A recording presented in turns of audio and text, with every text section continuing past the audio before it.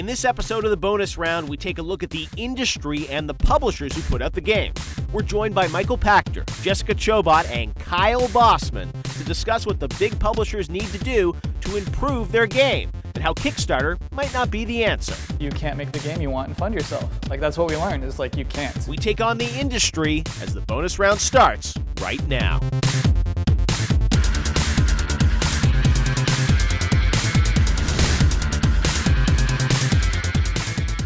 Hey guys, welcome to an all-new bonus round here on GameTrailers.com. I'm Jeff Keighley, joined by Michael Pachter, Jessica Chobot, and Kyle Bossman in his first appearance, Jessica's first appearance as well on bonus round. Great to have you guys with us to talk about the state of the gaming industry this month, because a lot has been happening since E3. And one topic that I think we're going to keep coming back to this month is the idea of the gamer and the sort of the activist base of gamers trying to, create change, as we saw with the Microsoft DRM reversal very famously after E3.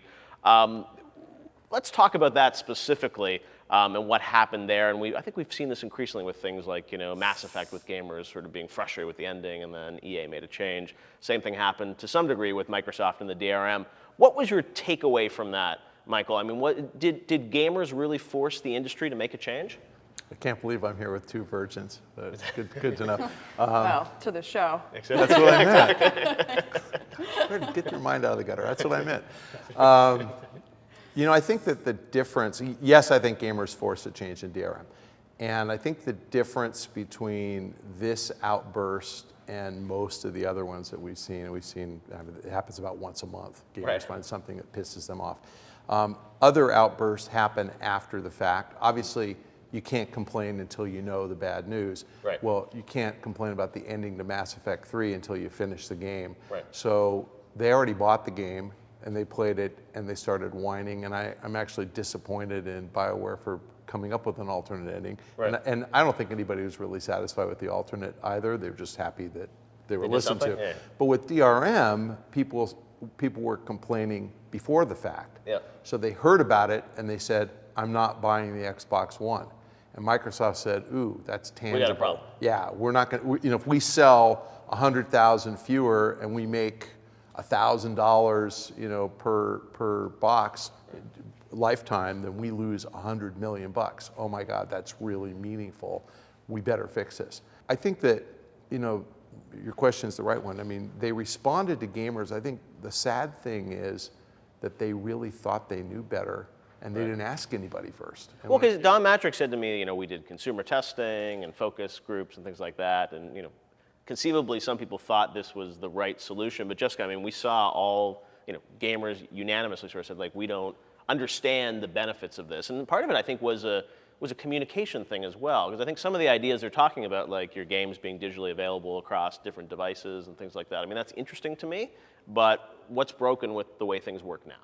Well, it was very confusing, and nothing was really clear cut and announced in a way that everybody could understand. I mean, it was one of those things where, I mean, even now, I'm kind of always checking on it, because I don't understand. Okay, so you're saying that I can't let my friend can play with me on the disc if I bring the disc over to your house, but I can't if I take the disc, or I leave the disc there and I leave his home, and then, well, how do we exchange? But I can play, like I can share digital stuff. Like, it's all really confusing. And that's not how you want to come out the gate with your new console launch. And, it's a shame that, unfortunately, because I do think that there's a lot of potential there, but it's a shame that it kind of all fell through the cracks. Well, and I think you raise a great point that I think some gamers now, just feel that there's something off with the Xbox One. And even though Microsoft made the reversal, as you said, why do they have to go through that whole process? Well, it's a lack of trust at this point. You're spending so much money on these systems. I mean, gaming now is not what, for lack of a better phrase, a poor man's hobby. I mean, if $600 for a system, plus then if you have the internet, you're paying for that, plus if you've got Xbox Live or a PSN account, you're paying for that, plus then every game, $60 a pop. So, I mean, it goes on and on and on and on and on.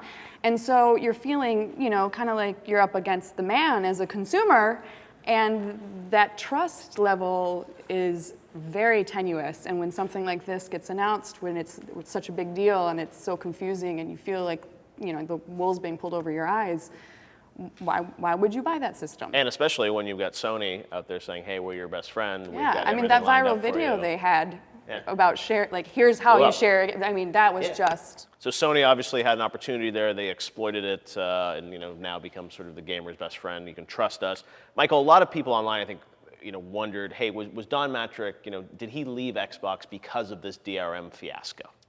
Not a prayer that he was forced to leave. Right. I'm certain that he wasn't happy about the fiasco and that his stature probably suffered a bit within Microsoft, but I'm sure they did not say, get lost, Right. you screwed up. And if you look at his pay package at Zynga, that wasn't hammered out in a week. Yeah. Well, Wall Street Journal, I think, reported he was talking to Zynga back in like April, and I mean, it was like this was. No, he's clearly been talking to Zynga for a long time, and no, I think he was undecided whether he would accept the Zynga position, pursue an opportunity at Electronic Arts, which I think was there as well, or stay at Microsoft. And so it's fair to say that the public relations fiasco helped him make up his mind, but I don't think anybody told him to get lost. I think he was probably ready to go. I think he's ready to be a CEO, and I think the Zynga opportunity just was at the same time. So Kyle, from the gamer perspective, you experienced it firsthand there, Xbox, PlayStation, how it all played out. Do you gamers, I think now, increasingly, we see it online. I mean, they feel sort of entitled to sort of, express their opinions. And as you talked about the E word, you said it, I heard it. It's true. But these gamers, they are going to express their opinions, as you talked about in our documentary about NeoGAF. It's like people feel sort of exactly entitled to discuss where they think the industry should be going. What do you think the takeaway is for gamers coming out of what happened with Xbox and things like that? It's weird. The entitlement is justified now. Right. Now, whenever we complain, like there's a good reason to, because clearly we're listening to. I was thinking earlier when we were talking about DRM about SimCity. SimCity announced way ahead of time, hey, this is going to be an always online game, and people complained about it like crazy. And then it came out, and we still complained about it. Yeah. And now they might offer an offline mode. I saw the weekend. Is that true? Like That's That was like yesterday. Yeah. Wow. See, that would be like that's a really exciting thing. That's a really like, hey, this is working. Our complaints are working. Just being whiny babies is actually effective. Is a really strange thing that's happening just recently. I feel like. But does it hold back progress at all? Do we think? I don't know, but I was just going to make the statement that I don't necessarily mind the entitlement or the complaining. It's less what you say and how you say it. That's where I have the problem. Listen, as a consumer, you're spending your hard-earned money. You have a right to have opinions about what it is you're buying. And you have a right to complain to those companies if they do something that you don't like. But there's a way to do it in a mature manner that I think that the gaming public hasn't caught on to yet, that they'll probably get better responses and more respect if they do it in a way that's a little bit more mature than flaming and being nasty. All right, guys, hold that thought. We'll be right back here in the bonus round. I remember even like the PS4 when there was talking about that PS4 no DRM hashtag, and like there was sort of a movement, but it was all, no one knew what Sony was or wasn't doing, so it was all kind of somewhat positive. It wasn't attacking people, it was just flooding them with like, hey, please don't do DRM, please don't do DRM. So that was a more positive kind of way to express a message versus you said some of these other things where it's like calling people out names and making animated GIFs and just the extent that the gamers go to. But I'm sure some people, feel that's what you need to do to cause an impact, right? Well, I think you should differentiate between entitlement and demanding that the product that you want be the way you want it. Right. Because Sony provides an alternative to the Xbox One, called the PS4. And so if my attitude is if you don't like the Xbox One, buy the PS4. Right. And then the world is good because you're still getting a good game console at a reasonable price and it doesn't have the DRM that you hate. Right. Microsoft reacted, I think, not because they want to make sure every gamer is their friend. I think that at E3, it's those early adopters who were vocal. It's the people who you want to be the thought leaders, the net promoters, the ones who tell all their friends to buy the same box. If you lose those, you lose sales for the next 10 And it seemed years. like coming out of E3, the pre-orders, from what I've heard, were predominantly in favor of PlayStation 4 in a big way during E3. I think that's probably right. And so when someone screws up the design of a car, they don't change it overnight. It takes a while, but people vote with their wallets and they buy a different car if they don't like it. And I think that as long as gamers have a choice, Microsoft didn't give us a choice. Right. And I think that's what people went ballistic on DRM, because there's going to be a feature that when you're Skyping with your friend, you can actually tell your friend, here, take a look at my screen, and he can see your screen. You can tell your friend, here, take over my controller, and he can see your controller. You can't do that if you're not online. Now, I know everybody who watches this show is such a freaking great gamer. I don't They want. would never let. They would Yeah, never. I would ask never for do help. that. I would absolutely Yeah. never say, But "Hey, I- man, would you play this game for But I me?" have that Portal 2 story where I got stuck in that stupid yard where you had to like launch yourself through the P or the something in Aperture, and I could not figure out how to do it. I didn't know I had to. I knew I had to get over there. I just couldn't figure out how to get the do momentum, it. yeah. And the physics didn't look right for the way it solved it, and I spent literally 3 hours trying to figure this out. And I finally asked Eric Neustatter, how do you get through this level? And he goes, you go to the high point right opposite it, jump down. And I'm like, that won't work. And it did, right? I would have called you up, him up, you up, and gone, take over. I don't know how to do this level. Boom, done. I just, it's like You that didn't like kind of that? stuff. You didn't like calling someone and like you do it and then you get No, that I tried for 3 hours gratification? first, though. I would have 3 hours more to my life. If I had just been on an Xbox One, Skyped a friend who I knew had played it, which would have been Eric Neustatter, and said, fix this for me. Like, take over, show me. You would have I'd lost watch that him do feeling it. though. You See, would have lost that I would have feeling of- replayed the level. I would have been okay. I just did not know what to do. And like I said, I think that's a feature people will turn on, the connection. So there's lots of reasons to do it. It's just that Microsoft hasn't bothered to explain that stuff to us. And so I think And forcing you to have it on there. I mean, you can that's do it. that. They but it's took like a choice away, backwards thing. and then I can turn it back off if I want. So yeah. So when you take, the takeaway from that was one interesting instance, and then just a couple weeks ago, last week I think it was, there was this whole controversy around Double Fine and their Kickstarter with Broken Age about how gamers said, we gave you $3 million, and now you're saying the game's not going to be done on time. We need more money. And then There's they a threw out- shocker. Exactly. Yeah. And it's like people were freaking out about that. So I mean, there've been. It seems like every week, as you guys were saying, there's something else that gamers get enraged about. But The come on. Kickstarter thing, I mean, Yeah, you gave come your on. money. But no, but I if you mean, gave your any- money, then I think that's legit. If they're telling you we're not going to get you paid You're your an 50 Well, it's not investor, that you you're didn't get not. your It's return not that on you're that? not going to ever. Well, as of right now, as far as I'm aware, it's not that you're not ever going to get the game. But in development, yeah, things happen, and come on, guys, you should know that. And that's the risk you take at Kickstarter. That is Right. the point of Kickstarter. It's a risk. It's a gamble. I believe in your product. I'm going to go ahead and risk my money on your product. Double Fine's I would hope and I assume that Double Fine's definitely going to send this stuff out to you. It's just Right. you're just not going to get it, unfortunately, when you want it. And I'm not saying that you're not allowed to be bummed out. I mean, but you're not going to get screwed. Much rather have a good game, though, right? Yeah, Than something that just sort of absolutely. ships on time. It's like, Absolutely. oh, that was a waste of effort.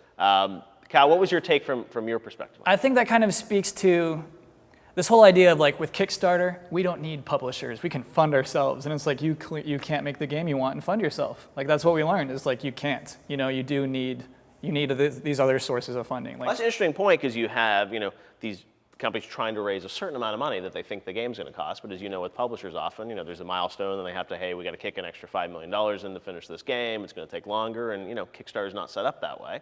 So it sort of shows that in many cases, it's like, it's good to have a publisher or some kind of investor or someone that can sort of, buffer a little bit between the fans. Almost and the no publisher. developers have any idea how to budget a game, and actually, because almost none of them are self-funded. Right. I mean, Bungie and Bethesda, and id and Epic and Valve. That's it. Outside of those guys, people have no idea, and they need a publisher to say no or to say yes. Here's some more Right. money. And Matthias at Remedy. I mean, Yeah. did you see his Alan Wake speech? No.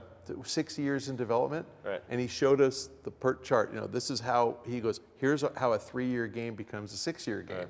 And I thought you said 60 and my mind was blown. I'm like sitting here trying to no, like, Matthias what? is only like, I don't even think he's 40 yet. What? Did I He's really probably hear that 40. right? No, way. a 6-year game. But I'm God. saying, but he self-funded it, Right. and it was his speech. It was at DICE a couple of years ago. Is how a 3-year game becomes a 6-year game, and it's a tough lesson, But he was self-funded. I mean, these games are made by creative people. How do you put creativity on rails? I mean, eventually you have to, but sometimes it does get out of control, and that's the situation you find yourself in. And with Kickstarter, it's interesting because you don't have one person making decisions. You have all these gamers who have contributed to it. So it's like, at what point, just Tim do a poll and say, like, should we ship this or should we do more? And at some point, you have to let him decide what he creatively thinks is going to be the best game that he's going to ship. And it'll come out next year, and I'm sure people will hopefully still be satisfied with it at the end of the day. But again, that was another case of gamers sort of saying, hey, we thought we had subscribed for something, and then we're not getting what we thought. I don't think that's the ideal way to release a game. Here's the first half of this. Right.